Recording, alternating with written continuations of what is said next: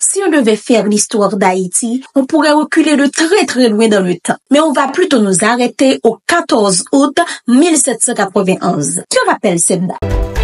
Bienvenue dans cette nouvelle série Top 20 le 20 présentée par le média J'attire. Dans cette première saison, nous allons parler de quelques dates marquantes de l'histoire d'Haïti.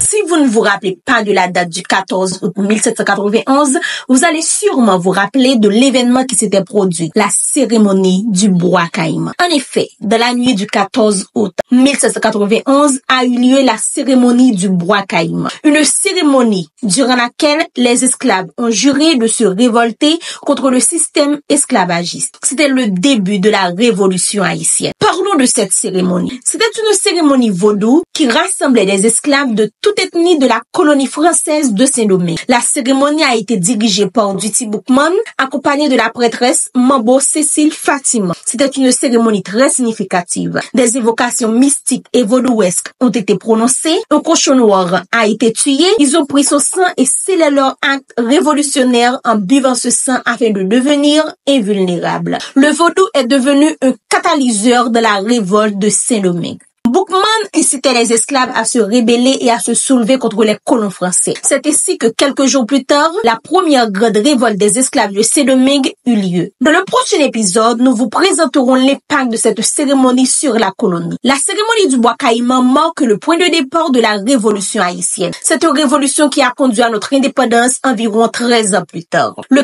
14 août 1791 est considéré comme une date symbolique de la résistance des esclaves et de la lutte pour l'indépendance. Et oui, la cérémonie du bois caïman est un symbole de résistance, de courage, de libération et d'espoir pour les Haïtiens et les Noirs en général.